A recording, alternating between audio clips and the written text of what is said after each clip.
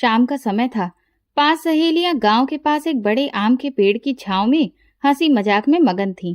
ये वही लड़कियां थीं जिन्हें गांव वाले अक्सर आफत की टोली कहते थे। बाबा जी बता रहे थे कि कुछ शहर के बाबू हमारे गांव में घूमने आ रहे हैं। संजना, जो सबसे पहले वहां आई थी, उसने कहा कि वे रश्मि के भाई के डेरे पर रुकेंगे। उसने इमली का एक टुकड़ा मुंह में डालते हुए बताया। रश्मि, जिसके हाथ में अभी भी कच्ची इमलियां थीं, एक आंख बंद करके संजना को देखने लगी। बाकी सहेलियां भी चुप हो गईं और सबका ध्यान उसकी ओर चला गया। रश्मि की बड़ी बड़ी आंखें स्वाभाविक रूप से चमकती थीं। उसका गोरा चेहरा किसी गुड़िया जैसा लग रहा था। गुलाबी होंठ और बंधे हुए काले बाल, वो किसी कलाकार द्वारा बनाई गई दुर्लभ तस्वीर लग रही थी। लड़के ही नहीं, लड़कियां भी उसकी सुंदरता पर मोहित थीं। वो गांव के जाने माने सरपंच बलबीर सिंह की लाडली बेटी थी। बाबा ने मुझे बताया था, पर मैंने उस समय ध्यान नहीं दिया था। रश्मि बोली। रश्मि, तुम अपनी गलती मानकर कमाल करती हो। इतनी बड़ी बात है और तुमने ध्यान ही नहीं दिया। कमला चिढ़कर बोली। ये लोग शहर छोड़कर हमारे जैसे सीधे साधे गांव में आ रहे हैं और तुम्हें कोई परवाह ही नहीं। शहर की खूबसूरती एक बात है, पर हमारे गांव का सुकून और ताजगी का क्या? रश्मि ने नाक सिकोड़ते हुए जवाब दिया। ताजगी? रश्मि ठंडी हवा में सांस लेते हुए बोली। तुम सही कह रही हो। ऐसी हवा तो एसी में भी नहीं मिलती। छोड़ो ये सब। तनीषा बोली। मुझे शहर के लोगों से मिलने का बहुत शौक है। देखो तो कैसे होते हैं। क्यों, क्या ये किसी और दुनिया के लोग हैं? रश्मि ने व्यंग्यात्मक लहजे में कहा। उनके भी 2 हाथ और 2 पैर होते हैं। बस फर्क इतना है कि उनके कपड़े थोड़े अलग होते हैं और वो जोर से बोलते हैं। पर जब से तुम आई हो, तुम्हारे चेहरे पर एक अजीब सी उदासी है। प्रीति ने संदेह से पूछा। सच में, रश्मि हमेशा से ही चहकती हुई लड़की थी, पर आज ऐसा लग रहा था जैसे उसकी आंखों में कोई बोझ छिपा हो। सभी सहेलियां उसे देखने लगीं। वो अचानक भावुक हो गई। क्या कहूं, उसने धीरे से कहा। भाई साहब ने मुझे कैंप जाने से रोक दिया है। जब तक शहर के मेहमान हैं, कोई वहां नहीं जा सकता। खासकर मैं। किट्टू, मेरी किट्टू जो मेरा इंतजार करती होगी। रोज मुझे देखे बिना उसका दिन पूरा नहीं होता था। उसकी आंखें भर आईं। सभी सहेलियां स्तब्ध रह गईं। एक गहरा सन्नाटा छा गया। किसी को समझ नहीं आया कि क्या कहें। रश्मि की मासूम उदासी ने सबके दिल को छू लिया। किट्टू उसकी भैंस गुलाबों का बछड़ा था, जिसे रश्मि ने बचपन से पाला था। गांव का हर व्यक्ति उनके आपसी लगाव के बारे में जानता था। दोनों एक दूसरे के बिना नहीं रह सकती थीं। पर अब शहर से कुछ लोग आ गए थे, जो घूम घूम कर गांव की संस्कृति को किसी पत्रिका के पहले पन्ने पर छाप रहे थे। उनकी वजह से रश्मि और किट्टू को एक दूसरे से दूर रहना पड़ रहा था। और ये सब हो रहा था उन शहर के बाबुओं की वजह से, जो हमारी संस्कृति को सिर्फ तस्वीरों और कहानियों में कैद करना चाहते हैं। मैंने ठंडे स्वर में कहा। मैंने तो पहले ही कहा था कि तुम्हारे भाई के दिमाग में कुछ गड़बड़ है। अब जब शहर से लोग गांव आ गए हैं, तो हम हवेली में मुंह छिपाकर कैसे बैठ सकते हैं? ये तो बेमतलब की बंदिशें हैं। आर्यन की बात कहते हुए प्रीति ने ऐसा मुंह बनाया जैसे इमली की जगह कड़वा बादाम चबा लिया हो। उसने रश्मि को गले लगाते हुए कहा। तुम चुप रहो रश्मि, मैं देखती हूँ तुम्हें किट्टू से मिलने से कौन रोकता है। हम उससे मिलने चलेंगे। रश्मि, जो चुपचाप आंसू बहा रही थी, उसने आंखें उठाईं और प्रीति की तरफ देखा। वही प्रीति जो हमेशा बहादुरी का नाटक करती थी, अब कह रही थी कि इंसान को वही बात कहनी चाहिए जिस पर वो कायम रह सके। तुम भाई साहब के सामने मुंह भी नहीं खोल सकती, कांपती रहती हो, और अब देखो क्या हाल है। रश्मि ने अपनी सारी बहादुरी चकनाचूर करते हुए कहा। पायल ने मुस्कुराते हुए पूछा। असली बात बताओ, डर किसको है? तुम्हारे भाई का चेहरा तो किसी जल्लाद से कम नहीं है। प्रीति रुंधी हुई आवाज में बोली। माथे पर ऐसी झुर्रियां हैं जैसे हमने इस दुनिया में आकर कोई एहसान किया हो, और वो तो मुस्कुराना भी अपनी शान के खिलाफ समझते हैं। ये कैसा दबदबा है कि कोई अपने दिल की बात कह ही नहीं सकता। श्रेया ने आंखें पोंछते हुए माहौल को थोड़ा बदला और बोली। हिम्मत जुटाकर एक बार कह दो कि तुम मुझसे प्यार करती हो, फिर चाहे जो भी हो। पायल ने हाथ जोड़कर कहा। या तो मान जाओ, वरना सब खत्म हो जाएगा। करो या मरो के इस खेल में मेरी जान दांव पर लग जाएगी। प्रीति भावुक होकर बोली। अगर मैंने इसे स्वीकार कर लिया तो शायद वे मुझे जिंदा दफना देंगे, और अगर मैंने इनकार कर दिया तो मुझे जीते जी मिट्टी में दफना दिया जाएगा। प्रीति की बातें सुनकर सभी चुप हो गए। रश्मि को अपने प्यार का एहसास हो गया था। हर दिन वो बस यही सोचती थी कि कोई रास्ता खोजूं, ताकि प्रीति और आर्यन एक हो जाएं। चलो, कहानियां मत बनाओ, कोई किसी के लिए नहीं मरता। रश्मि ने माहौल को हल्का करने के लिए कहा। लोग प्यार में मरते हैं, प्रीति ने गंभीर स्वर में कहा। उसमें वही जुनून था जो कुछ पहले सभी ने देखा था, महसूस किया था। रश्मि ने पूछा कि ये एक ऐसा प्यार है जो इंसान को बेहोश कर देता है। पता नहीं क्यों रश्मि प्यार को समझना चाहती थी और उसके सामने बैठी प्रीति से बेहतर इसे कोई नहीं समझ सकता था। प्यार में पागल वो लड़की अब अपने प्यार की परीक्षा से गुजर रही थी। ये एक अमर लता की तरह है जो किसी के वजूद से चिपक जाती है और उसे अंदर ही अंदर खा जाती है। कुछ खुशनसीब होते हैं जिन्हें प्यार मिल जाता है और बाकी वो होते हैं जिनके तन में प्यार जिंदा रहता है पर हाथ खाली रहते हैं। अधूरा प्यार इंसान की सबसे बड़ी हार होती है। ये दिल के किसी कोने में एक बंद कमरा बन जाता है, चाहकर भी वहां झांक नहीं सकते। एक ऐसा दर्द जिसका कोई हल नहीं, कोई इलाज नहीं। प्रीति की बातें सुनकर सबकी रूह कांप उठी। रश्मि बिना पलक झपकाए उसे ऐसे देख रही थी जैसे कोई ठंडी हवा उसकी हड्डियों में से गुजर गई हो। मैं समझ गई, उसने धीरे से कहा। ये प्यार उन दीवानों का काम है जिन्हें न जिंदगी प्यारी है न खुशी। प्रीति ने तुरंत उसकी बात काट दी। जिंदगी और खुशी किसी को प्यारी नहीं होती रश्मि। बस जब प्यार दिल को जकड़ लेता है तो इंसान सब कुछ भूल जाता है, खुद से भी। रश्मि मुस्कुराई और बोली, भैया मेरी हंसी, ये खुशी, ये घर परिवार और ये सुकून मुझे बहुत प्यारे हैं। मैं इस प्यार की बीमारी से दूर रहना चाहती हूँ। रश्मि हंस पड़ी। प्रीति ने उसकी मासूम बातों पर सिर हिलाया। ताकि तुम भाग सको, जबकि प्यार पहले पकड़ता है और फिर अपने जाल में ऐसा फंसाता है कि इंसान चाहकर भी बच नहीं पाता। रश्मि की हंसी फीकी पड़ने लगी। दिल की धड़कनें बढ़ गईं, मानो कोई इस बात की पुष्टि कर रहा हो। किसी कॉलेज के प्रोफेसर ने प्यार पर इतना गहरा लेक्चर कभी नहीं दिया होगा जितना तुम दे रही हो। कमला ने अपने हाथ में अपनी चूड़ियों पर ध्यान देते हुए ताना मारा। गरिमा घूरते हुए बोली, और उसे खुद किताबें याद नहीं पर हर फिल्मी गाना उसकी जुबान पर है। सब हंस पड़े। श्रेया जो अब तक चुप थी, झुंझलाहट भरे लहजे में बोली, अरे बात कहाँ से शुरू हुई और तुम लोग कहाँ तक खींच लाए। रश्मि को फिर किट्टू याद आ गई। उसने दुपट्टा चेहरे पर डाला और सिसकने लगी। उसकी आंखों में आंसू थे पर उन आंसुओं में एक शरारती चमक छिपी थी। हम किट्टू से मिलने जरूर जाएंगे। प्रीति ने उंगलियां चटकाईं। और हाँ, इस शहरी मेहमान की एक झलक भी मिलेगी। ये कारनामा हम कब करेंगे, भले ही वो छुपकर ही क्यों ना हो। प्रीति ने उत्सुकता से पूछा। रश्मि ने आंखें सिकोड़ लीं। वो सब मुझ पर छोड़ दो, पर पहले ये बताओ कि तुम उस शहरी आदमी को देखने के लिए इतनी बेचैन क्यों हो। फिर कमर पर हाथ रखते हुए वो बोली, खबरदार, जो मेरे भाई के प्यार को धोखा दिया। अब सबकी नजरें प्रीति पर टिकी थीं। वही लड़की जो थोड़ी देर पहले प्यार के गुण गा रही थी। नहीं, मुझे तो बस अनुभव चाहिए, मुझे तो बस उसके कैमरे और बाकी सामान देखने हैं। प्रीति ने तुरंत सफाई दी। उसकी बात पर सब हंस पड़े।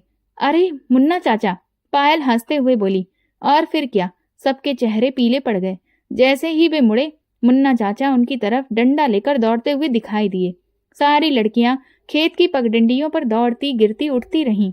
मुन्ना चाचा उनके पीछे थे और उनके पीछे ठहाकों का तूफान। मैं कैसे भूल गई कि ये शरारती बुढ़ियां कभी पकड़ी नहीं जाती। मुन्ना चाचा घुटनों पर हाथ रखते हुए बोले, शर्म नहीं आती तुम्हें, एक बुढ़िया का इस तरह पीछा करते हुए। पांचों लड़कियां खिलखिलाकर हंस पड़ी। रश्मि पलटकर बोली, तुम भी उनके पीछे ऐसे भागती हो जैसे हम इमली तोड़ें और तुम्हें करोड़ों का नुकसान हो। चलो चलें। मुन्ना चाचा का मुंह आश्चर्य से खुला का खुला रह गया। इमली? तुम लड़कियां तो पूरा पेड़ गंजा कर देती हो, फिर तुम्हारी बुआ मुझ पर चिल्लाती है। प्रीति हंसते हुए चिढ़ाती है, चाचा वो आपका घर का मामला है। अगर हम मासूम लड़कियों का इससे कोई लेना देना नहीं होता तो हमें इसका हल जरूर बताते। अब अलविदा। पांचों लड़कियां अपने अपने घरों की ओर भाग गईं। हंसना और जोर जोर से चिल्लाना, यही सब गांव की रौनक है। जब शादी हो जाएगी तो ये रौनक भी चली जाएगी। मुन्ना चाचा मुस्कुराते हुए अपने पिता के पास लौट गए। लड़कियां रोज चुपके से उनके बगीचे में आती, फल चुराती और चाचा को परेशान कर भाग जाती। इसी बीच 3 मेहमानों का काफिला गांव में दाखिल हुआ।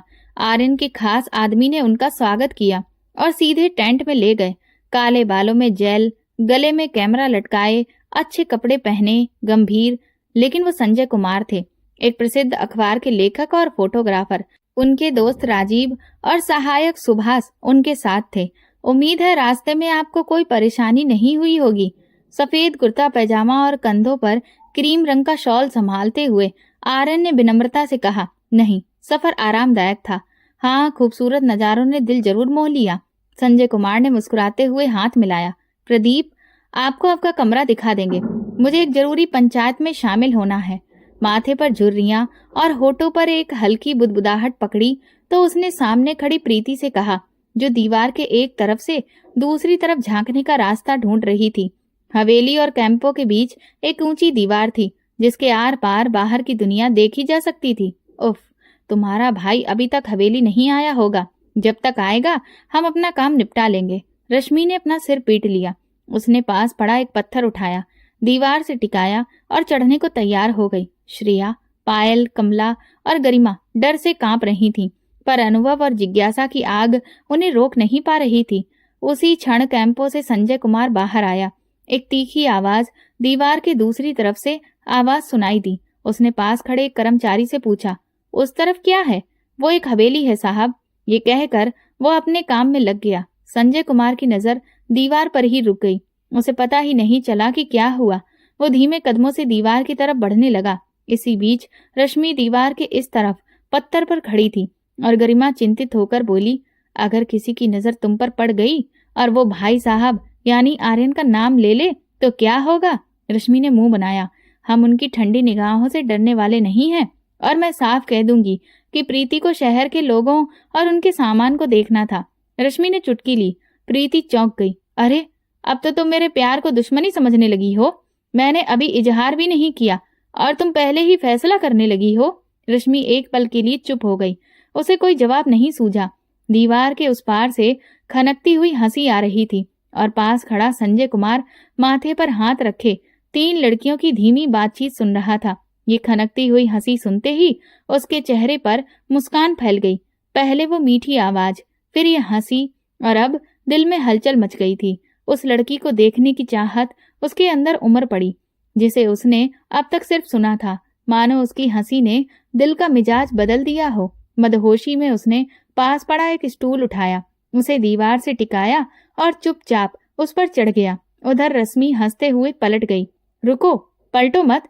मैं प्यार की दुश्मन नहीं, बस उससे दूर हूँ। उसकी खोजी आंखों में छिपा प्यार का रंग शायद संजय की आंखों से छिपा नहीं था। वो बस आंखों की भाषा पढ़ सकता था। 2 गहरी आंखें सामने से उसे देख रही थी। काजल से सजे हल्के शहद जैसे माथे पर रेशमी बाल पलकों को छू रहे थे। ऊंची दीवार ने उसे पूरा चेहरा देखने नहीं दिया, पर जो भी थोड़ा बहुत दिखता उससे उसका दिल डूबने लगता, मानो किसी ठंडी हवा ने उसे छू लिया हो। दिल की हलचल अब तूफान बन चुकी थी। आंखों का ये मिलन मानो पूरी कायनात थम सी गई हो। आसपास की आवाजें कहीं दूर चली गई हों। संजय कुमार इस एहसास से जकड़े हुए थे मानो प्यार खुद दिल के दरवाजे पर दस्तक देने आया हो और उन्होंने वो दरवाजा खोल दिया। उधर प्रीति और रश्मि हवेली के बरामदे में चुपके से कुछ ढूंढ रही थीं। पायल, श्रेया और सबिता अलमारी के बाहर खड़ी थीं। वो डर के मारे वहां से गायब हो गई थी। रश्मि अपने होश खो बैठी थी। अगर प्रीति उसे हिलाकर होश में ना लाती तो कुछ ही पलों में आर्यन उसके सामने खड़ा होता और रश्मि वहीं बेहोश हो जाती। प्रीति की आवाज ने उनके चारों ओर छाए सन्नाटे को तोड़ा। रश्मि बिजली की तेजी से पीछे हटी। वो दीवार से कूदकर हवेली की तरफ भागी। उसका दिल इतनी तेजी से धड़क रहा था कि उसका डर और बढ़ गया। आर्यन की आवाज सुनकर रश्मि डर गई। संजय मुस्कुराते हुए रश्मि को देखने लगा। रश्मि ने उसकी आंखों की गर्मी अपने चेहरे पर महसूस की और अचानक संजय को अपनी तरफ घूरते देखकर उसकी धड़कनें रुक गईं। उसने धीमी आवाज में कहा, जहरीला संजय, और तुरंत मुंह फेर लिया। उसके दिल में उठ रहे अनाम एहसास, उसकी बदलती हालत और उस अनजान शख्स की नजदीकियां उसे डरा रही थी। वो मुड़ी जरूर थी, लेकिन संजय उसका चेहरा पूरी तरह से नहीं देख पा रहा था। डूबते सूरज की किरणों ने उसके चेहरे को धुंधला कर दिया था। वो बस उसकी पीठ देखता रहा। एक अधूरी झलक की चाहत में वो स्टूल से उतरा और एक रोमांटिक गाना गुनगुनाते हुए अपने कमरे की ओर चलने लगा। कहाँ भाग रहे हो तुम दोनों? आर्यन की आवाज ने उन्हें रोक लिया। दोनों हवेली के अंदर जाने ही वाले थे। रश्मि ने घबराई हुई नजरों से प्रीति को देखा। मानो उसकी जान निकल गई हो। मैं कुछ पूछ रहा हूँ रश्मि, आर्यन ने सख्ती से कहा। वो अपने हाथ उसकी पीठ के पीछे बांधते हुए उसके सामने आ गया। प्रीति ने नजरें नीचे कर ली और मुट्ठियां भी भींच ली। भैया, प्रीति आपसे बात करना चाहती थी, रश्मि ने बड़ी मुश्किल से कहा। प्रीति की हालत भी खराब थी और रश्मि वैसे भी आर्यन की सख्त निगाहों के घेरे में फंसी हुई महसूस कर रही थी। अम्मा बुला रही हैं। अपनी जान बचाने के लिए रश्मि ने जल्दी से प्रीति की तरफ इशारा किया और वहां से भाग गई। प्रीति ने पीछे मुड़कर उसे ऐसे देखा मानो किसी बड़ी मुसीबत से बचकर आई हो, मानो उसके सिर पर कोई बड़ा बोझ डाल दिया गया हो। पूरी तरह अविश्वास भरी निगाहों से रश्मि की गायब होती पीठ को देखते हुए प्रीति की नजरें आर्यन के गंभीर चेहरे पर टिक गईं। प्रीति ने घबराकर अपनी लार निगल ली और डरा हुआ चेहरा बना लिया। आर्यन की गंभीर आंखें सीधे उसकी आंखों में देख रही थीं। प्रीति की इच्छा थी कि धरती फट जाए और वो उसमें समा जाए ताकि वो इस आदमी की नजरों से बच सके। ओह आर्यन जी, मैं, प्रीति ने सिर झुका लिया और कुछ कहना चाहा लेकिन कोई बहाना नहीं सूझा। आर्यन की भौहें चढ़ गईं। प्रीति डरी हुई आंखों से उसके बदलते भाव को देख रही थी। हाँ, मैंने सुना था कि शहर से कुछ मेहमान आए हैं, तो सोचा कि उन्हें देख लूं। मेरा मतलब है कि मैंने कभी शहर के लोगों को नहीं देखा है ना? तो बस देखना चाहती थी। जब दिल में हलचल हो और जुबान साथ न दे तो मुंह से जो भी निकलता है कुछ ऐसा ही होता है। अब आर्यन की गंभीर चेहरे पर तनाव की रेखाएं साफ दिखाई दे रही थीं। उसने अपनी मुट्ठियां भींच लीं। उसने प्रीति को अपनी सच्ची नजरों से देखा और कहा, अब शहरी मर्दों की तलाश करने की जरूरत नहीं है और ना कभी पड़ेगी। तुम्हारी आंखों में एक सीधी सादी और इज्जतदार गांव की लड़की की छवि वैसी ही बनी रहे, क्योंकि जिस दिल में मैं अपना घर बसाना चाहता हूँ उन आंखों में सिर्फ मेरा ही अक्स दिखना चाहिए। आर्यन के लहजे में प्यार का जुनून और तीव्रता थी। उसके इतना कहते ही प्रीति के पैरों तले मानो जमीन खिसक गई। वो अविश्वास और आश्चर्य से उसे देखती रह जाती। तो क्या वो सचमुच मुझसे प्यार करता है? उसका दिल सवालों से भर गया। कब, कैसे, क्यों? उसका मन जवाब ढूंढने में उलझ गया। जिस तरह एक औरत खुद पर टिकी नजरों का सामना करने का साहस जुटाती है, उसी तरह एक मर्द भी औरत की आंखों से उसके दिल में झांकता है। तुम्हारी आंखों में मेरे लिए जो प्यार, सम्मान और स्नेह है वो मेरी आंखों से छिपा नहीं है। बहुत जल्द मैं बाबा और अम्मा को भेजूंगा एक प्रस्ताव लेकर।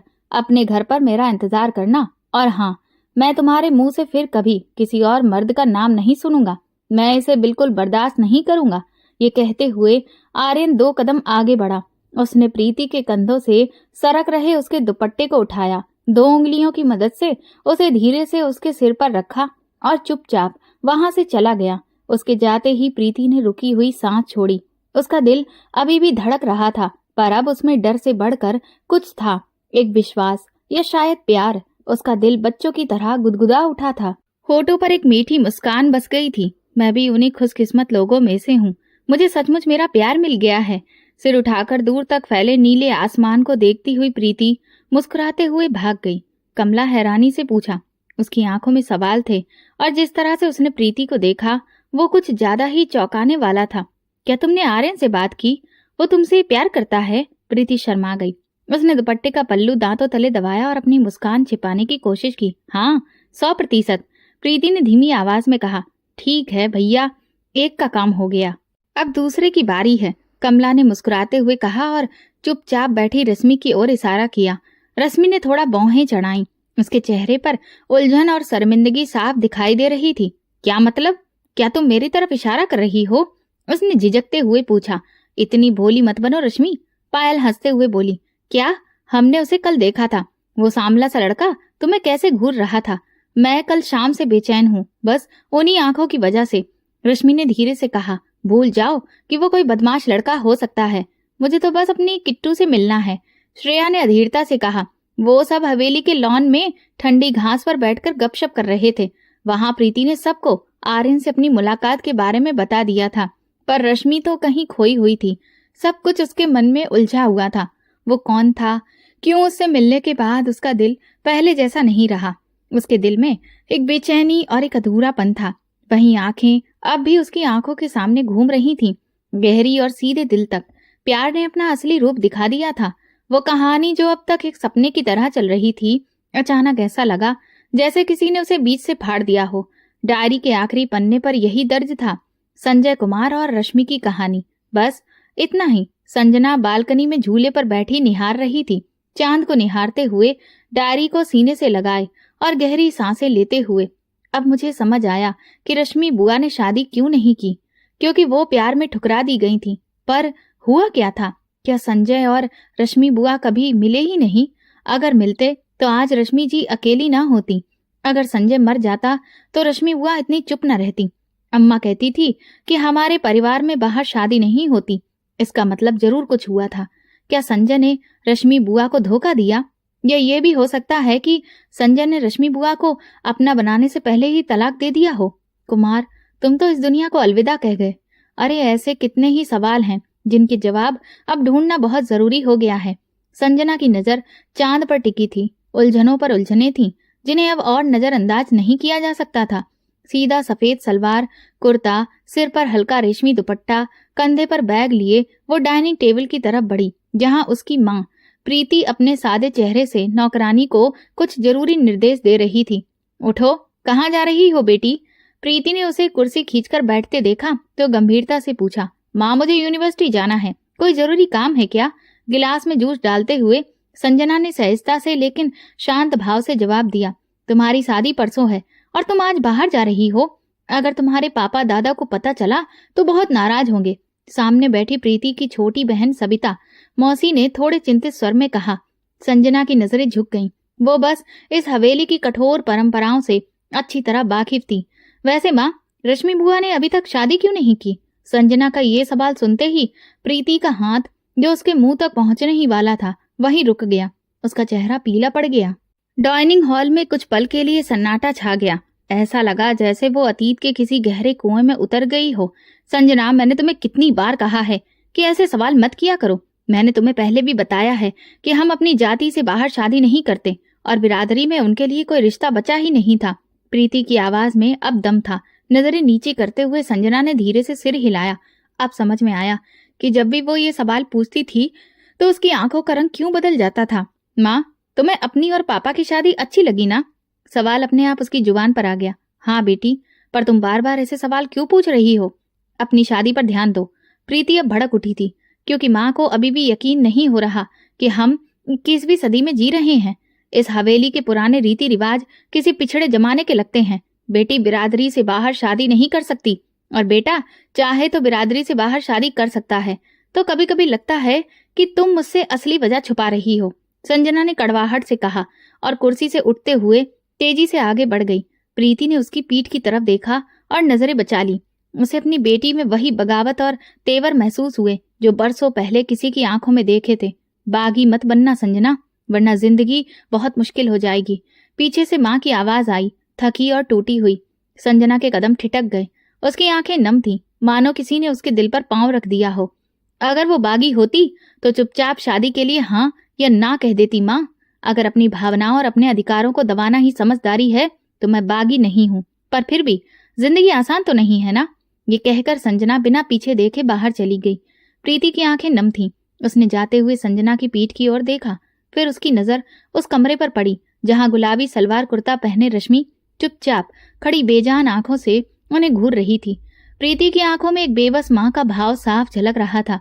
संजना किताबें सीने से लगाए कॉलेज के सुनसान बरामदे से गुजर रही थी कि अचानक किसी ने उसकी कलाई पकड़ी और उसे एक कमरे में खींच लिया। इससे पहले कि वो कुछ समझ पाती, दरवाजा बंद हो गया और वो एक दीवार से टिक गई। संजना का चेहरा पीला पड़ गया। एक चीख उसके गले तक आई पर गले से बाहर नहीं आई। वो स्तब्ध खड़ी रही। उसने आगे देखा तो अमन को देखा, जिसकी आंखें गुस्से और बेचैनी से लाल थीं। उसकी तेज सांसें संजना के चेहरे पर टकरा रही थीं। अमन, तुम क्या कर रहे हो? मुझे छोड़ दो। संजना ने अपने हाथ छुड़ाने की कोशिश की। उसकी आवाज कांप रही थी। तुम ये सब क्यों कर रहे हो? संजना, क्यों? अमन ने उसकी कलाई और भी कसकर पकड़ ली। उसकी आंखों में गुस्सा और आवाज में चिड़चिड़ाहट थी। संजना ने अपनी आंखें नीची कर ली। मैंने कुछ नहीं किया, ना ही मैंने तुम्हें कोई उम्मीद दी। उसने कोशिश की कि उसकी आवाज कांपे नहीं। अमन के चेहरे पर एक कड़वी मुस्कान आ गई। तो अब तुम कह रही हो कि जो कुछ हुआ वो मेरी तरफ से था? मैंने तुम्हें अपना दिल दिया, पर मुझे तुम्हें मारना भी चाहिए था, है ना? संजना का गला रुंध गया। मैंने तुम्हें अपनी हद में रहने को कहा। मैंने तुम्हें कभी प्रोत्साहित नहीं किया, फिर भी तुम मुझसे शिकायत क्यों करती हो? वो जाने के लिए मुड़ी और अमन ने अपना चेहरा उसकी तरफ घुमा लिया। अगर सच में कुछ नहीं था तो मेरी आंखों में देखकर कह दो, तब मैं मान लूंगा कि तुम्हें मुझसे कभी कुछ महसूस ही नहीं हुआ। संजना की आंखों में आंसू भर आए, पर वो जवाब देने की हिम्मत नहीं जुटा पा रही थी। अमन का चेहरा उसके बहुत पास था और वो धीरे से फुसफुसाया, मैं तो बस यही चाहता था कि तुम एक बार हाँ या ना कह दो, पर तुम तो चुपचाप सब कहती रही। संजना के होंठ कांपने लगे, उसकी आंखों से आंसू बहने लगे। उसने खुद को हिलाकर छुड़ाया और दरवाजा खोला और बाहर चली गई। लेकिन अमन की आंखों में वो अधूरा सवाल अभी भी बाकी था, हम शादी नहीं कर सकते? संजना की आवाज ऐसे टूट रही थी जैसे कोई भीतर से टूट रहा हो। अमन ने सामने आकर उसका रास्ता रोक लिया और कहा कि मैं पूरी दुनिया से लड़ जाऊंगा, बस मेरा साथ दो। संजना ने पूरी ताकत से दरवाजा मारा, मानो उसकी भावनाओं का बांध टूट गया हो। संजना ने आंखें बंद कर ली, उसका पूरा अस्तित्व कांप उठा। हमारा परिवार, हमारे रीति रिवाज, ये सब नहीं होने देंगे अमन। वो ये कह रही थी कि अमन गुस्से से फूट पड़ा, मैं तंग आ गया हूँ तुम्हारे परिवार की बंदिशों से, इन झूठे उसूलों से, इन दिखावटी परंपराओं से। उसने संजना के दोनों कंधे पकड़े और उसे झकझोरा। मैं टूट रहा हूँ संजना, मेरा प्यार, मेरा जुनून, सब कुछ बिखर रहा है, लेकिन फिर भी मैं लड़ूंगा क्योंकि मेरे प्यार में हिम्मत है। क्या मैं तुम्हें रोक कर समझाऊं? मैंने कह दिया ना, हम कभी एक नहीं हो सकते। वो अपने आंसू छिपाते हुए पीछे मुड़ गई। मुझे अपने लिए कोई भी फैसला लेने का अधिकार नहीं है अमन। 3 दिन बाद मेरी शादी है, अब सब खत्म हो गया है, मुझे भूल जाओ। जैसे मैंने अपने प्यार को अपने दिल में दफना दिया है, वैसे ही तुम भी अपने प्यार के लिए कब्र बना लो। अमन के हाथ कांपने लगे और सांसें तेज हो गईं, पर वो कुछ नहीं बोला। उसकी आंखों में एक जिद थी, एक विश्वास था, एक जुनून था। तुमने मेरे प्यार को दफना दिया, पर उसे मारा नहीं, और जब तक मेरी सांसें हैं मैं इस प्यार को फिर से जिंदा करूंगा। तुमने कबूल तो किया था कि तुम मुझसे प्यार करते थे। अमन धीरे से मुस्कुराते हुए बोला, बस संजना रुको और देखो, अब मैं तुम्हें अपना बनाकर ही मानूंगा। संजना का दिल कांप उठा। प्लीज अमन, ऐसा कुछ मत करना जिससे मेरी इज्जत पर सवाल उठे। अमन रुक गया, उसकी आंखों में एक अलग ही शांति छा गई। संजना, तुम मेरे लिए इज्जत हो, तुम अभिमान हो। तुम्हें छोटा करना मतलब खुद को बर्बाद करना है। मैं तुम्हारा नाम खराब नहीं करूंगा, बल्कि इसे अपने सिर पर ताज बनाऊंगा। वो पास आया, संजना के सिर पर दुपट्टा ठीक करते हुए उसने बस उसके माथे को हल्के से छुआ, फिर बिना कुछ कहे वो मुड़ा और कक्षा से बाहर चला गया। और संजना वहीं खड़ी रही। उसका दिल तेजी से धड़क रहा था, मानो प्यार फिर से जिंदा हो गया हो। उसके जाते ही संजना जमीन पर घुटनों के बल बैठ गई। जब से उसने होश संभाला था, एक सवाल उसके मन को परेशान कर रहा था, रश्मि बुआ ने कभी शादी क्यों नहीं की? क्या इसका संबंध उसके भाई और उसके पिता आर्यन या दादा के सख्त और ठंडे रवैये से था? इस सवाल का जवाब जो उसे पहले मिल चुका था, वो उसे कभी संतुष्ट नहीं कर सका। वो अपनी हवेली के सख्त नियम, कानून और परंपराओं से अच्छी तरह वाकिफ थी। वो खुद भी उन्हीं परंपराओं की वजह से बर्बाद होने वाली थी, जहां उसकी पसंद नापसंद का कोई मोल नहीं था, जहां उसकी भी शादी किसी अनजान लड़के से जानवर की तरह होने वाली थी, बिना पूछे, बिना समझे। उसका दिल ये मानने को तैयार ही नहीं था कि रश्मि बुआ ने सिर्फ घर के डर से अपना सब कुछ लुटा दिया। उसके दिल में कहीं एक सच्चाई छिपी थी, और इसी तलाश ने उसे रश्मि बुआ की अलमारी में कपड़ों के नीचे छिपी एक पुरानी डायरी तक पहुंचाया। जब उसने वो डायरी पढ़ी तो उसे असलियत समझ आ गई। रश्मि और संजय कुमार की अधूरी प्रेम कहानी, एक ऐसा प्यार जो अधूरा ही रह गया। क्या रश्मि बुआ को अपने प्यार की सजा मिली? क्या संजय कुमार ने उन्हें धोखा दिया? या वजह वही थी जो आज संजना के प्यार का अंत कर रही थी? क्या हवेली की कठोर परंपराएं और रीति रिवाज, उनके प्यार के बीच में कौन आ गया? क्या उसने भी लड़कर हार मान ली? ऐसे कई सवाल थे जिनका कोई सीधा जवाब नहीं था, लेकिन उन्हीं सवालों के बीच एक और तूफान आ खड़ा हुआ था, अमन, जो अब उसकी जिंदगी में आ चुका था और उसके दिल पर कब्जा कर चुका था। जब भी संजना अमन की आंखों में प्यार देखती, वो खुद को रोक नहीं पाती थी। अब उसे अपनी ही कमजोरी की सजा भुगतनी थी। अपने प्यार को ठुकराते हुए, आंखों से बहते आंसुओं को पोंछते हुए उसने जमीन से अपना बैग उठाया और फिर क्लास से बाहर चली गई। हवेली के लॉन्ज में इस समय सन्नाटा छाया हुआ था। दादाजी और आर्यन गुस्से में भरी नजरों से अमन को घूर रहे थे, जिसने उनकी पोती संजना से प्यार का इजहार किया था, मानो किसी ने उनकी इज्जत, परंपरा और आन पर हथौड़ा मार दिया हो। और दरवाजे के पीछे खड़ी संजना को अपने ही पैरों से जान निकलती हुई महसूस हो रही थी। उसे नहीं पता था कि आगे क्या होगा। ये आदमी इस हद तक जा सकता है। संजना का दिल डर से धड़कने लगा था, जबकि प्रीति का पूरा वजूद कांप रहा था। पता है बेटा, इस गुस्ताखी की सजा मौत भी हो सकती है। आर्यन साहब की गरजती आवाज पूरे लॉन्ज में गूंज उठी। अमन बस मुस्कुराया। कितना खून बहाओगे? मुझे लगा था उम्र के साथ इंसान थक जाता है, पापों का बोझ कंधों से झुक जाता है, पर तुम तो आज भी वैसे ही खड़े हो जैसे पहले थे। शायद तुम्हें आज तक कोई अफसोस नहीं। उसके होठों पर हल्की सी मुस्कान थी, पर उसकी बातों से साफ था कि वो अपनी मौत को दावत दे रहा है। किचन की दहलीज पर खड़ी प्रीति सिहर उठी। दीवार से टिकी रश्मि जी की आंखों में मानो पुराने दिनों की तस्वीरें लौट आईं। उन्हें उस युवक में संजय कुमार की झलक दिखी, वही जो अधूरे प्यार की विरासत उसे सौंप दी थी। आर्यन साहब, जो अपने शब्दों में सावधान थे, अब और अधिक क्रोधित हो गए थे। उन्होंने बंदूक उठाई और अमन पर तान दी। संजना, जो कमरे के बाहर खड़ी थी, ये दृश्य देखकर दंग रह गई, लेकिन अमन का आत्मविश्वास नहीं डगमगाया। वो वहीं शांत खड़ा था, मानो कह रहा हो, इतने गुस्से में हो तो गोली मार दो। लेकिन नहीं, सब कुछ थम गया। अंकल, मेरी जुबान काबू में है, उसने विनम्रता से कहा। मैंने कोई बदतमीजी नहीं की, मैं तो बस उस खून का हिसाब मांग रहा हूँ जो बेवजह बहा, जिसमें तुम्हारा भी हाथ था। उसके इतना कहते ही रश्मि जी की आंखों में जो थकान थी वो लौट आई। संजना ने आश्चर्य से अमन की ओर देखा। आर्यन साहब और प्रीति के चेहरों का रंग भी तेजी से बदल गया। कितने सालों से लड़कियों से प्यार करने की मनाही है तुमने? अगर कोई लड़की किसी को पसंद करती है तो तुम उसे बागी कह देते हो, उसे मारने पर उतारू हो जाते हो, लेकिन तुम उसकी शादी एक ऐसे दरिंदे से करवा देते हो जिसकी पूरी जिंदगी शराब, जुए और वैश्यालयों में बर्बाद हो गई, और तुम लोग इसलिए आंखें मूंद लेते हो क्योंकि वो तुम्हारी जाति का है। अमन ने एक फाइल उठाई और मेज पर रख दी। इस फाइल में उस लड़के का सच है जिससे तुम संजना की शादी करवाना चाहते हो, और मुझे नहीं लगता कि तुम लोग इससे अनजान हो। तुम लोग वही घिसी पिटी नीति पर चलते आ रहे हो। एक लड़की को अपनी पसंद चुनने का हक नहीं है। शादी हमारी बिरादरी से बाहर नहीं हो सकती, और जब कोई प्यार करने की हिम्मत करता है तो तुम्हारा अहंकार जाग उठता है। अब अमन की आवाज में कोई कंपन नहीं था, सिर्फ सच्चाई थी। जिस प्यार को तुमने सालों पहले दफना दिया था, जिसे तुमने अहंकार के नाम पर मार डाला था, वो आज लौट आया है। मैं संजना से प्यार करता हूँ, और आज मैं उस प्यार का सम्मान करने आया हूँ। मैं तुम्हारे घर उसका हाथ मांगने आया हूँ, ठीक वैसे ही जैसे संजय कुमार कभी रश्मि जी का हाथ मांगने आए थे।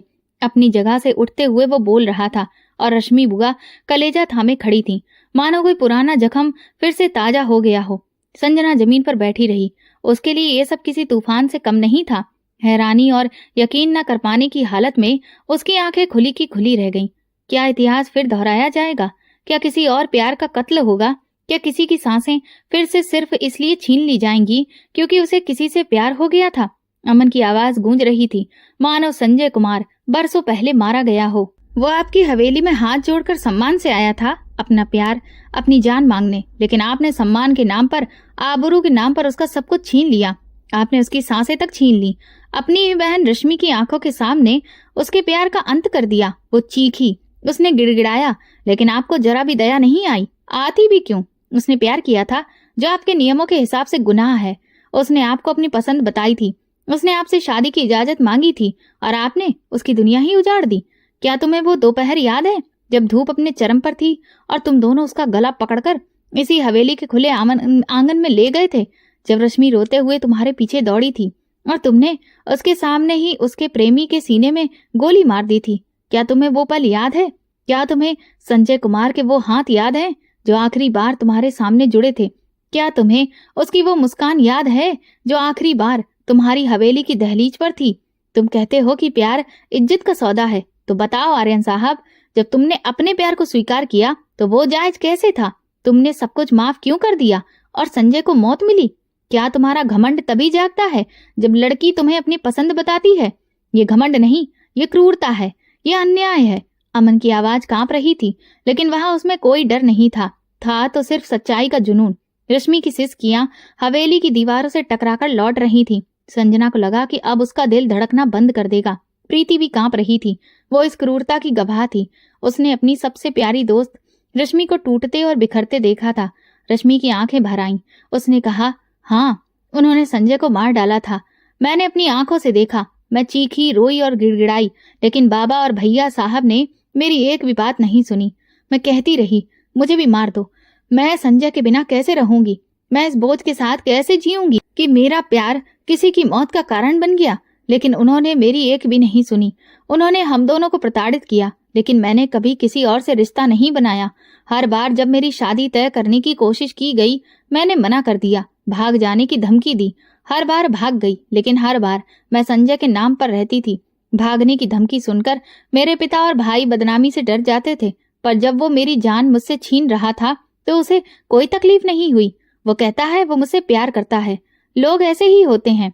उसने मेरे प्यार का मजाक उड़ाया। एक तरफ वो स्नेह की बात करता है, दूसरी तरफ उसने मुझे जिंदगी भर की सजा दे दी। उसने मुझे मेरे प्रेमी से अलग कर दिया, मुझे तड़पने के लिए छोड़ दिया। मैं उसे माफ नहीं कर पाऊंगी, बिल्कुल नहीं। रश्मि की आंखों से बहते आंसू अब गर्म अंगारों जैसे लग रहे थे। उसने कांपती आवाज में कहा, पर अब मैं दूसरी रश्मि नहीं होने दूंगी। वो जमीन से उठी।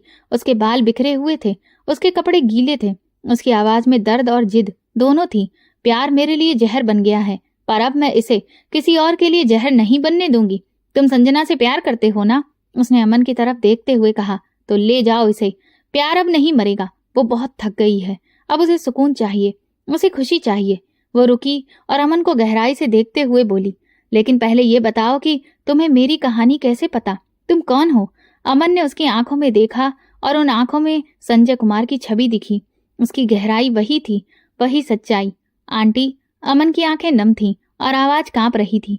मैं अमन हूँ, संजय कपूर के दोस्त राजीव का बेटा, वही जो संजय जी के साथ इस गांव में आया था। संजय कुमार और आपकी अधूरी प्रेम कहानी का आखिरी किरदार। मेरे पास एक किताब है जिसका हर शब्द तुम्हारे नाम लिखा है, लेकिन वो किताब अधूरी है क्योंकि तुम्हारा प्यार अधूरा है। उसने उसका हाथ कांपता हुआ पकड़ा।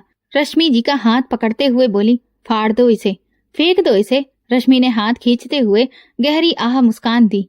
कहानी अधूरी रहे तो कोई बात नहीं, कम से कम उम्मीद तो बची रहती है। दूर खड़ी संजना ने आर्यन साहब और बलबीर जी की तरफ देखा। दोनों की आंखें नम थीं, पर चेहरे अभी भी सख्त थे। धीरे से वो उनके पास गई और उनके पैरों में बैठ गई। दादाजी, उसने बलबीर जी का हाथ पकड़ते हुए कहा, प्यार कभी हराम नहीं होता। मम्मी पापा के प्यार पर आपको गर्व क्यों नहीं हुआ? फिर तो आप पापा को भी मम्मी से अलग कर देते। असली मसला तो लड़का लड़की का है। लड़का प्यार करे तो इज्जत होती है और लड़की करे तो शर्म। लड़कियों के दिल में भी दिल होता है, उनकी भी भावनाएं होती हैं। फिर उनके प्यार पर सवाल क्यों? उनकी पसंद सुनकर आप अकड़ क्यों जाते हैं? जातियां और समाज इज्जत का झंडा लेकर बंदूकें क्यों निकाल लेते हैं? जब कोई लड़की किसी को पसंद करती है तो उसका जवाब गोली से क्यों दिया जाता है? लड़की की पसंद मानने से समाज में इज्जत नहीं मिलती। दादाजी, असल में इंसानियत और रिश्तों की लाज बच जाती है। जिस किताब का मैंने जिक्र किया था उसका नाम नजर है। इसे संजय सर ने लिखा है। जैसे आपने आज तक शादी नहीं की, वैसे ही उन्होंने भी शादी नहीं की, और ये बात मुझे अंदर ही अंदर परेशान करती रही। क्यों? मैंने उनसे बार बार पूछा, उनसे बहस की, मैंने जवाब मांगा। फिर उन्होंने चुपचाप वो किताब मेरे हाथ में रख दी। उस किताब को पढ़ने के बाद मुझे समझ आया कि अगर प्यार अधूरा रह जाए तो इंसान अधूरा ही रहता है। तभी से मैंने ठान लिया कि मैं आपको ढूंढूंगा और इस अधूरी कहानी को पूरा करूंगा। इसी इरादे से मैं गांव आया। मैंने आपके बारे में पूछताछ की और इसी दौरान मुझे संजना के बारे में पता चला। अब बताइए, वो लड़की जिसकी आंखें बिल्कुल आपकी जैसी थीं, वो मासूम आंखें जिनके संजय सर दीवाने थे, मैं उन आंखों से कैसे बच सकता था? मुझे आपकी भतीजी से प्यार हो गया और आज मैं आपके सामने हूँ। संजय कुमार के जिंदा होने की बात सुनकर आर्यन और बलबीर जी की आंखें खुली की खुली रह गईं। वो वहीं फर्श पर बैठी थी और पास पड़ी संजना का भी यही हाल था। बस करो यार, संजय कुमार की नम आवाज गूंजी। अभी मुझे तुम्हारे आंसू पोंछने का हक नहीं है, पर मैंने सालों तक सहा है। अगर अमन न होता तो शायद मैं आखिरी सांस तक सहता रहता। अब जब वो तड़प खत्म होने वाली है तो तुम आंसू बहाकर मुझे तड़पा रहे हो। संजय कुमार को देखकर सब चौंक गए। बलबीर जी के पैर फिसल गए। संजय की आंखों में वही पुराना प्यार था। 20 साल बाद वो उसके सामने बैठी थी। वो वही थी जिसके लिए उसने पूरी जिंदगी बिता दी थी। वो सारी दुनिया मिटा देना चाहता था। उसने कांपते हुए एक कदम आगे बढ़ाया, लेकिन रश्मि ने हाथ बढ़ाकर उसे रोक लिया। रश्मि, संजय कुमार को अपने सामने देखकर प्रीति को यकीन नहीं हो रहा था। उसने कहा कि मैंने तुम्हें मना किया था। मैंने तुमसे वादा लिया था कि तुम यहाँ कभी दोबारा नहीं आओगे। इतने सालों तक मैंने तुम्हारी जान बचाने के लिए ये बात लोगों से छिपाई कि तुम जिंदा हो, तुम्हारे भाई और तुम्हारे पिता से। क्योंकि मुझे पता था कि अगर उन्हें पता चल गया तो वे तुम्हें फिर से मारने की कोशिश करेंगे। प्रीति समझ नहीं पा रही थी कि क्या हो रहा है और आर्यन का दिमाग भी पागल हो रहा था। संजय कुमार ने कहा, रश्मि, आज मैं अमन की वजह से यहाँ आ पाया हूँ, वरना मैं यहाँ कभी नहीं आ पाता। और आर्यन जी, आप सोच रहे होंगे कि आपने मुझे मार डाला। मुझे गोली मार दी गई और अधमरी हालत में गांव से बाहर फेंक दिया गया। लेकिन मेरे दोस्त ने हार नहीं मानी। उसने मुझे गाड़ी में बिठाया और तुरंत अस्पताल ले गया। डॉक्टर ने तुरंत इलाज शुरू कर दिया। जब मैंने ये खबर रश्मि को बताई तो उसने मुझे यहाँ आने से मना कर दिया और कहा कि अगर मैं उसे जिंदा देखना चाहता हूँ तो मुझे यहाँ नहीं आना चाहिए। रश्मि ने कहा कि अगर तुम यहाँ आए तो मेरा भाई और मेरे पापा तुम्हें मार देंगे और मुझे भी मार देंगे। मैं बहुत डर गया था, इसलिए नहीं कि मुझे अपनी जान प्यारी थी, बल्कि इसलिए कि मुझे डर था कि तुम लोग रश्मि को कोई नुकसान न पहुंचा दो। लेकिन कई सालों बाद जब अमन को मेरी कहानी पता चली तो उससे रहा नहीं गया और वो तुम्हें ढूंढने लगा। और जब वो यहाँ आया तो उसे खुद संजना से प्यार हो गया और आज उसका फोन मेरे पास आया और उसने कहा कि अंकल, मैं चाहता हूँ कि आप रश्मि जी के गांव आएं। मैंने उसे साफ मना कर दिया। उसने कहा कि अपने लिए नहीं तो मेरे लिए आ जाओ। रश्मि जी को तो आप जानती ही हैं, तुम्हारी यादों में हर रोज मरता हूँ और अगर तुम आज नहीं आए तो मेरी हालत भी उसकी जैसी हो जाएगी। मेरा प्यार भी मुझसे छीन लिया जा सकता है। जब मैंने अमन के मुंह से सुना कि तुम एक बेजान लाश की तरह हो गए हो तो मेरा दिल रोया और मेरा प्यार मुझे यहाँ ले आया। मैं नहीं चाहता था कि अमन हमारी तरह ये दर्द सहे जो हमने कई सालों तक सहा है, और मैं तुम्हारी जिंदगी को और कष्ट में नहीं देख सकता। इसीलिए आज मैं तुम्हारे दर पर आया हूँ, एक बार फिर अपना प्यार मांगने के लिए। संजय कुमार बोले, आर्यन, क्या तुम्हारा दिल इतना कठोर है? जो दिल खुद से प्यार करता है वो दूसरों के प्यार के प्रति इतना कठोर कैसे हो सकता है? आखिर कब तक किसी के प्यार का गला घोटते रहोगे? कम से कम अब तो ये पाप करने से बाज आओ। अमन बोला, अब फैसला आपके हाथ में है दादाजी और होने वाले ससुर जी। क्या हम इस कहानी को इसके अंजाम तक पहुंचाएं? पर साथ ही एक उम्मीद भी थी कि शायद अब सब ठीक हो सकता है। प्रीति ने आर्यन के कंधे दबाए। उसकी आंखों में नमी थी और एक गुजारिश भी कि अब मासूमों की जिंदगी बर्बाद मत करो। आर्यन भी नफरत पालते पालते थक चुका था और आज वो अपनी ही नजरों में गिर गया था। बलबीर जी भी नजरें झुकाए खड़े थे। उनके चेहरे पर थोड़ी राहत थी। संजय को जिंदा देखकर लगा जैसे दिल से कोई बोझ उतर गया हो। अब भी तुम मुझे माफ नहीं करोगे? आर्यन की आवाज रुंध गई थी। रश्मि ने आंसुओं के बीच एक हल्की सी मुस्कान दी। अगर ये प्यार सच्चा ना होता तो शायद मैं अब भी नफरत की आग में जल रहा होता, पर आज मैं माफ कर रहा हूँ। अपने लिए नहीं, अपने प्यार के लिए। वो गुनाह जो इस दुनिया में माफ नहीं हुआ, ऊपर हिसाब होगा, लेकिन मैंने तुम्हें माफ कर दिया ताकि तुम्हारा बोझ हल्का हो सके। अगले ही दिन 2 अधूरे प्यार पूरे हो गए। संजय कुमार और रश्मि, एक कहानी जो सालों से सताई गई थी, एक हो गई। अमन को भी संजना हमेशा के लिए मिल गई। आर्यन और बलबीर जी ने खुशी खुशी रश्मि और संजना को विदा किया। एक लंबी जद्दोजहद के बाद रश्मि और संजय कुमार की शादी हो गई और संजना भी अमन की दुल्हन बन गई। अमन संजना को अपने घर ले गया, जहां उनका बहुत अच्छे से स्वागत किया गया। दरवाजे पर खड़ी संजना लाल शादी के जोड़े में अमन का हाथ थामे अंदर चली गई। आज कई सालों बाद संजय कुमार के घर में भी खुशियों की हंसी गूंज रही थी। संजय कुमार ने रश्मि की तरफ देखा, मैंने तुमसे कहा था ना कि जब तक मैं तुम्हें पा नहीं लूंगा मुझे चैन नहीं मिलेगा। फिर वो मुस्कुराए। अगर किसी पुरुष का प्यार सच्चा हो, तुमने न सिर्फ हमारे प्यार को एक मंजिल दी, बल्कि रश्मि बुआ और उनके शर्मीले बाबू संजय कुमार को फिर से मिलाने का जरिया भी बने। संजना ने अमन से कहा। अमन ने संजना का हाथ पकड़ा और उसके हाथों को अपने होठों से छूते हुए कहा, जो मिलने वाले होते हैं वो हर हाल में मिलते ही हैं। संजना उसके बेहद करीब आ गई। अपने दोनों हाथों में उसका चेहरा लेकर उसकी आंखों में देखने लगी। उन आंखों में जज्बातों का तूफान था। क्या तुम्हारी इजाजत है? उसने धीमी आवाज में पूछा। क्या मैं तुम्हें हमेशा के लिए अपना बना लूं? क्या मैं तुम्हें खुद में कैद कर लूं कि बचने का हर रास्ता बंद हो जाए, ताकि मेरे अलावा तुम्हें कहीं और चैन न मिले? मैं तुम्हारी मंजिल बन जाऊं। वो इजाजत मांग रहा था उस लड़की से जो खुद उसकी हो चुकी थी। संजना के दिल में अमन के लिए प्यार और भी गहरा हो गया। संजना प्यार को ठुकरा कर खुद को बर्बाद कर लेती, लेकिन आज यही वो हिम्मत थी जिसकी वजह से अब वो पूरी तरह से उसकी हो चुकी थी। बिना कुछ कहे संजना ने उसका हाथ थाम लिया, उसके गले में बाहों की माला डाल दी और खुद को उसके हवाले कर दिया। अमन उसकी इस अदा पर फिदा हो गया। उसके चेहरे के पास झुककर वो उसकी सांसों में लीन हो गया। प्यार जीत गया। संजना मुस्कुराई और बोली, हमारा प्यार अब अधूरी कहानी नहीं है, ये पूरा हो गया है। अब ये दर्द नहीं, कोई बंदिश नहीं, ये अब एक आजादी है। ये एक राहत है जो आखिरी सांस तक हमारे साथ रहेगी। और दूसरी तरफ घर में अपने कमरे में संजय कुमार इस प्यार की जीत पर सिर झुकाए मुस्कुरा रहे थे, मानो सारा बोझ वहीं उतर गया हो। तुम मुझे ऐसे क्यों देख रहे हो? रश्मि ने शर्माते हुए पूछा। मैं तुम्हारी आंखों में संजय कुमार को देख रहा हूँ। इतने सालों बाद जब इन आंखों ने अपने प्रिय को देखा तो अब ये आंखें उसे देखने की प्यास को छुपा नहीं पाएंगी। यह अब मेरे बस में नहीं है।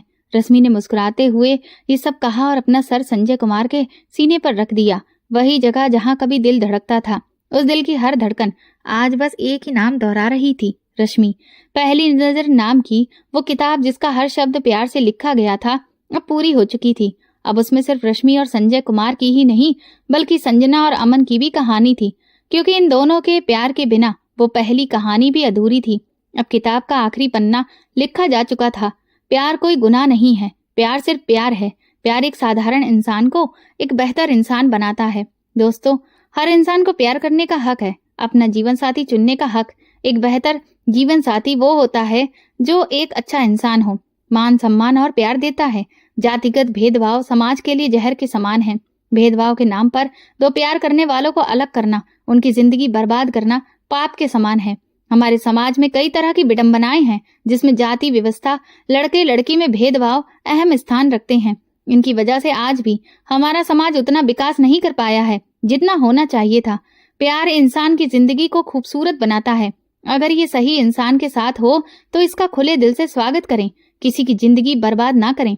अगर आपको ये कहानी पसंद आई हो तो कमेंट सेक्शन में कहानी के लिए कुछ शब्द जरूर लिखें। ये कहानी पूरी तरह से काल्पनिक है। इसका उद्देश्य किसी की भावनाओं को ठेस पहुंचाना नहीं है। ये कहानी मनोरंजन के उद्देश्य से बनाई गई है। ये प्यार और सामाजिक कुरीतियों के बारे में बात करती है। इसका किसी भी व्यक्ति विशेष से कोई संबंध नहीं है। और कहानियां सुनने के लिए मेरे चैनल को सब्सक्राइब करें, वीडियो को लाइक करें और वीडियो को ज्यादा से ज्यादा शेयर करें। धन्यवाद।